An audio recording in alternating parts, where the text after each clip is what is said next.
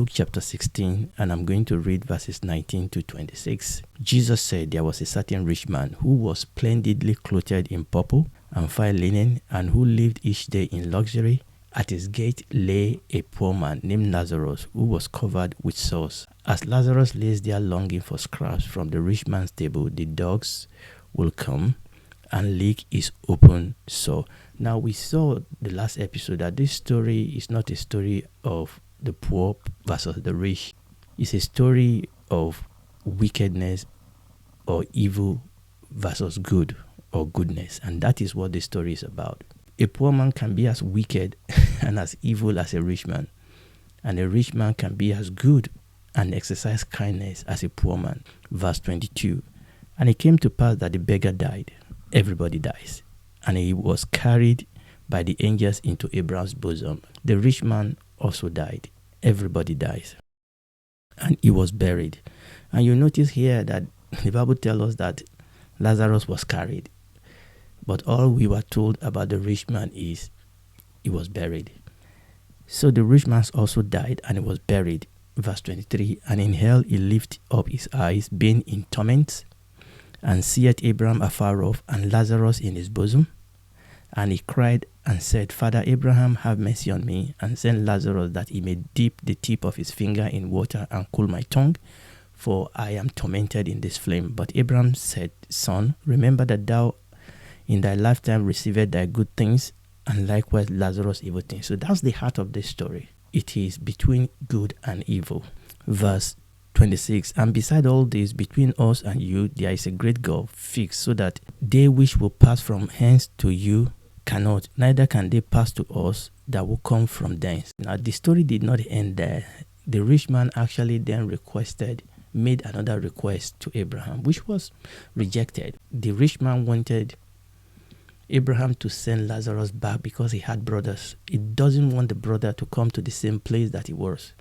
And Abraham said, hey, listen, they already have Moses. They already have the prophets. Let them listen to Moses. Let them listen to the prophet. God is not going to send anybody down from the dead. Even if God sends somebody from the dead, they will not listen. If they will not listen to Moses, if they will not listen to the prophet, they will not listen if somebody rises up from the dead. They will just explain it away. It is quite interesting that a man in hell became an evangelist because he saw the reality. He didn't want his brothers and his family to come to the same place. What we do with Jesus in this life, or rather what we do with the gift of life that God has given us, will determine where we spend eternity. I just thought I would mention that. Now, we have looked at Lazarus' side of this place of the dead. You remember? The bosom of Abraham. We said in this place of the dead there are two compartments, and we have looked at the Lazarus side of it. So what I want to do today is let's look at the rich man's side. I mean, we are not going to look at that in detail, but let's look at the rich man's side. So that is Lazarus' side, Abraham's bosom. We've talked about water and comfort. We want to look at the rich man's side. The Bible said it is hell. There was flame and there is torment. And that is what we want to look at. 3 points. The rich man went to hell. We need to understand that hell is as real as the place that we have been looking at called Abraham's bosom. Hell is as much a real place as Abraham's bosom. So that's the first thing I want us to understand. The rich man went to hell. Hell in this story was a real place. Number 2, that hell is a place of flame. Hell is real, and that flame is also real. This is reality. And we need to understand that. Number 3, the flame of hell brings torment. The rich man went to hell. Hell is a place of flame, and the flame of hell brings torment. And that torment is real. Sometimes people talk about hell and they think that it is a picnic. They think that it's an holiday. It is not. It is not a joke. Hell is not a joke. Hell is real. The flame of hell is real, and the torment of hell is real. And today what I want to do is that I want to explore very, very briefly, the subject of heaven and hell as it relates to this point that we are in our story. We are not doing a deep study here, not a deep dive by any means. We just want to take a couple of lessons without derailing our train of thought. Number one, heaven is real and hell is real. They are not allegories. They are not fictions. They are not myths. They are not make-believe. They are not mere metaphor. Heaven is a real place. Hell is a real place. We need to understand that there is a good place that the righteous dead go.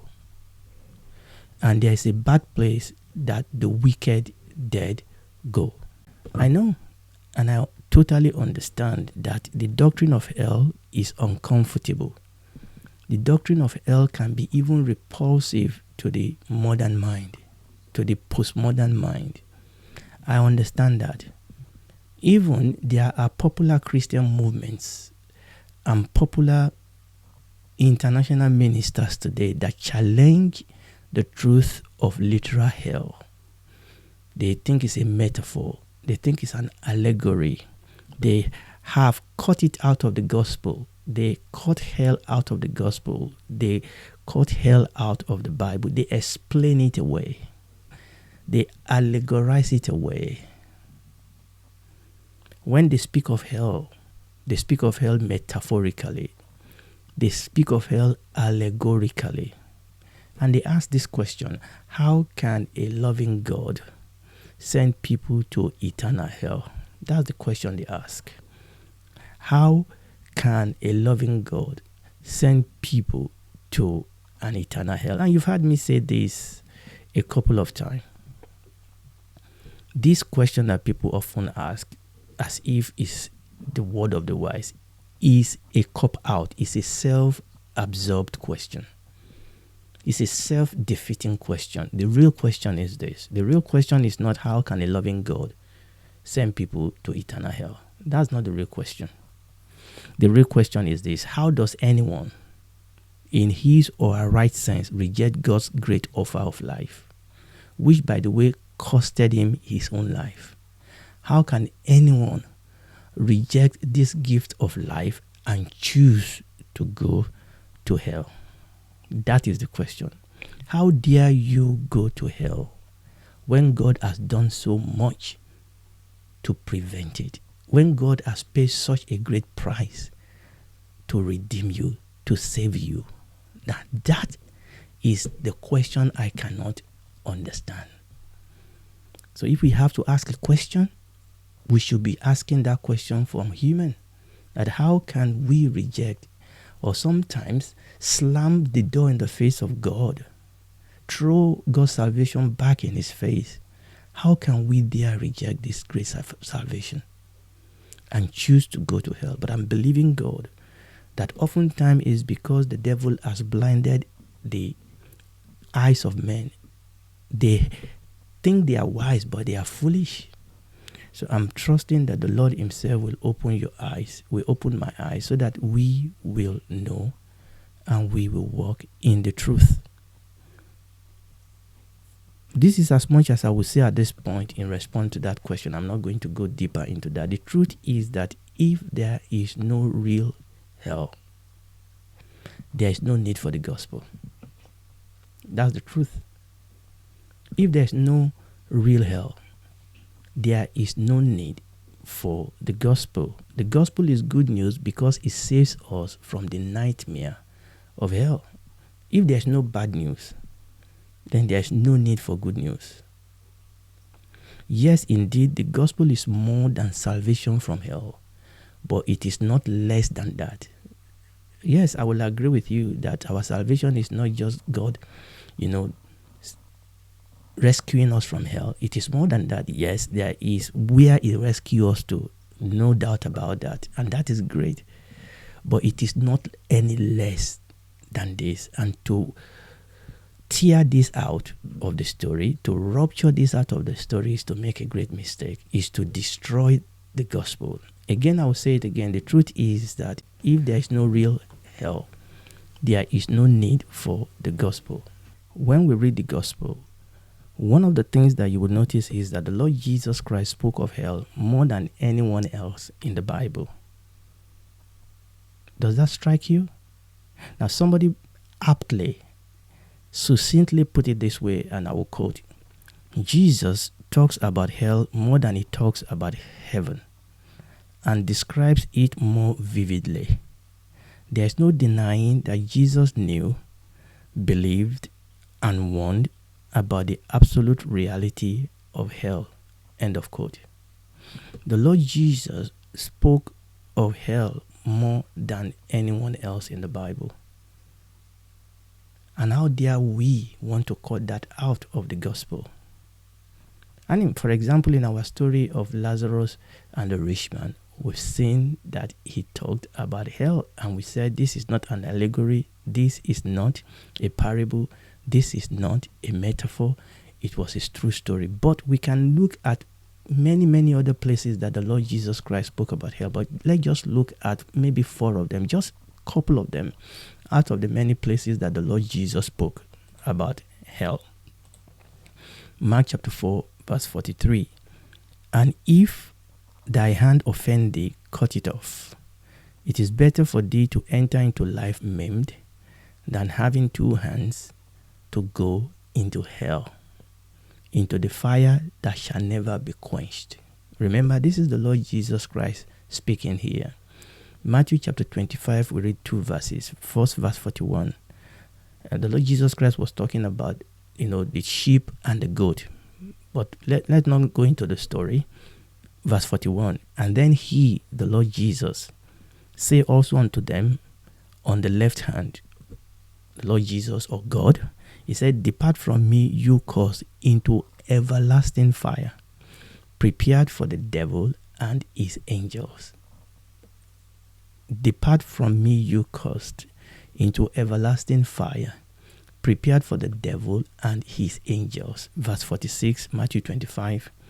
And these shall go away into everlasting punishment or eternal punishment, but the righteous into life eternal. Matthew chapter 5, verse 22. But I say unto you that whosoever is angry with his brother, Jesus still speaking, without a cause, shall be in danger of the judgment, and whosoever shall say to his brother, Raka, shall be in danger of the council, but whosoever shall say, thou fool, shall be in danger of hellfire. We are just looking at a couple of places out of the many we could choose from where the Lord Jesus Christ talk about hell. Matthew chapter 8 verses 11 to 12. And I say unto you that many shall come from the east and the west and shall sit down with Abraham and Isaac and Jacob in the kingdom of heaven. But the children of the kingdom shall be cast out into outer darkness. There shall be weeping and gnashing of teeth. Wow. Remember what we are saying here, that the Lord Jesus Christ described hell vividly. It talks about hell. It describes it vividly. It would take some ingenuity for you to deny hell if you believe the gospel. Now, again, remember what I said. It can be uncomfortable. It may be repulsive. But you cannot believe in Jesus, and you cannot believe in the Bible, and you cannot believe in the gospel and cut out the reality of hell. So this couple of scripture that we've read, just in these 4 portions, just this sample that we've picked, we see that hell is a place, number 1, of weeping and gnashing of teeth. It's a hell of fire. He said it's an eternal fire prepared for the devil and his angels. Remember, know that hell was not created originally for human. God wants all to be saved. Hell was prepared for Satan and his angel. The people that will go there with him, with Satan and the angel, are people that deny and rebel against God and put in their lot with the devil. He also says that hell is a place of unquenchable fire, a place of eternal and everlasting punishment. I mean, that is in contrast with eternal life. Remember what we said, just like eternal life will be a never-ending comfort in God's presence. Comfort, remember the other side. Abraham's bosom, water and comfort. Just like eternal life will be a never-ending comfort in God's presence, so eternal punishment will be a never-ending torment for people that are separated from God's presence. And lastly, remember we are looking at just those 4 portions of scripture we read. Lastly, he called it outer darkness. Outer darkness. He said that in that Matthew chapter 8 verse 12, he said, but the children of the kingdom shall be cast out into outer darkness, and there shall be weeping and gnashing of teeth.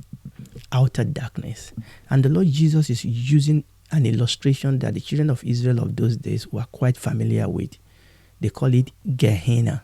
And Gehenna was a trash dump outside the wall of Jerusalem where rubbish were burnt and maggot abounded. And when you read Matthew chapter 10 verse 28, you will see that. Outer darkness. But I want to say a couple of things before we begin to round up. Now, when people think of hell, they think about the wrath of God, and rightly so. Rightly so. When we think about hell, we must think about the wrath of God, and rightly so. But remember, there are 2 points I want us to remember as we think about hell. Number 1, that God's holy wrath is primarily against sin. Very, very important. God's wrath is primarily against sin. Understand that God is a judge. God is a judge. God is a judge. God is a just judge, and justice must be done. It is unrepented and unremitted sin that will condemn people to hell. It is unrepented and unconfessed sin and unremitted sin that will condemn people to hell. Number 2 things I want you to remember when we talk about hell is this. When you think of hell, first of all, think about the goodness of God. Think about the goodness. Yes, think about the wrath of God, but think about the goodness of God.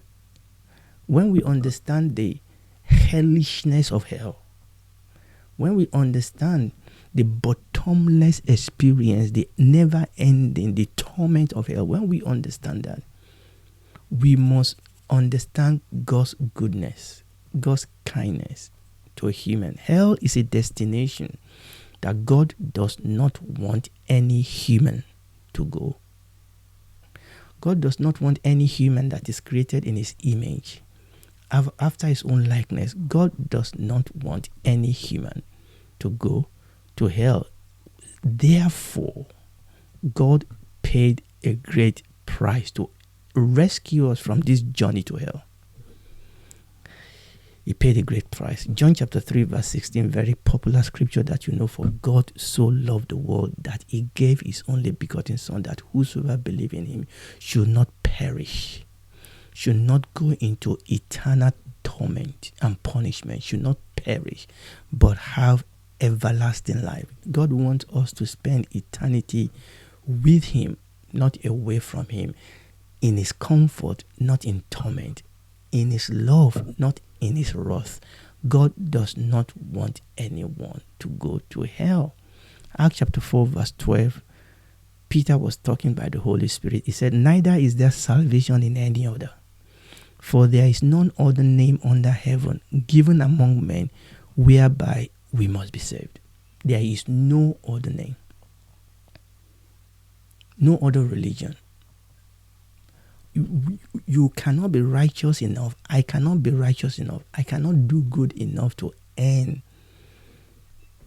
this righteousness. I cannot do good enough to earn God's acceptance.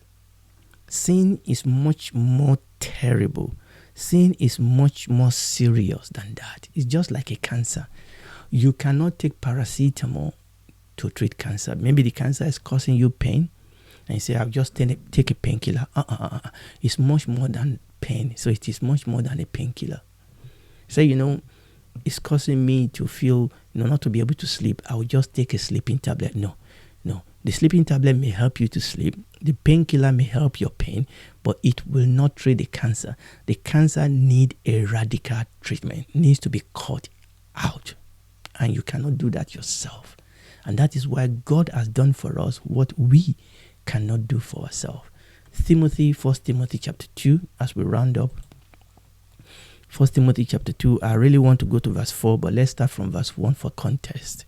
1 Timothy chapter 2 from verses 1 to 6. I exhort therefore that first of all supplications, prayer, intercession, and giving of thanks be made for all men, for kings, and for all that are in authority, that we may lead a quiet and peaceable life in all godliness and honesty. Verse 3, for this is good and acceptable in the sight of God our Savior. God our Savior, who will have all men. All men. God wants all men. That is God's desire. Jesus died for all men of every generation, of every race, of every color. Jesus died for all men and all women and all human, who will have all men to be saved and to come to the knowledge of the truth. For there is one God and one mediator between God and men, the man Christ Jesus, who gave himself a ransom for all to be testified in due time. I mean, what more do we expect God to do? And he has sent messages and messages to each and every one of us. People come to you, they come to give you tracts, they come to preach the gospel to you. And if you're saved, you already received the gospel, why do you want to go back? Why do you want to backslide? To where? You remember that story when people left Jesus Christ in the book of John, and Jesus turned to the disciples and said, will you go? I said, where are we going to go? You are the one that have the word of life. Where do you want to go?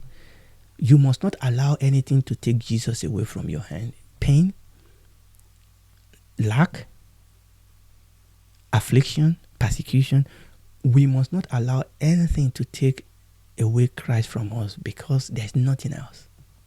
Now, somebody summed it up perfectly this way as I round up. He said, the one truth that allows me to accept the justice of hell is the indisputable certitude of the goodness of God. That word certitude is absolute certainty. He said, one truth that allows me to accept the justice of hell is the indisputable and absolute certainty of the goodness of God. While the notion of hell is difficult for me to grasp, Jesus, with nailed, scarred hands, is worthy of my complete trust. His goodness causes me to look ultimately not to hell, but to the cross. And that is the message for each and every one of us. If you are not saved, salvation is here. And if you are saved, move on to sanctification. Move on to glorification. Before we leave these subjects of heaven and hell, there's one more matters we need to consider. Our English words, heaven and hell, can sometimes be unhelpful and can even sometimes be misleading. How come, you may ask? This, by the grace of God, will be where we are going to pick it up next episode by God's grace. And if you've listened to me, a word is enough. Stop now. Accept that you are a sinner. Ask Jesus to come into your life and save you. He will. You will become a daughter, a son of God, a member of his family, a citizen of his kingdom. You will walk with him the rest of your life here. And when this is all over, because it will be over, then you can spend time with him in eternal comfort. Do it right now.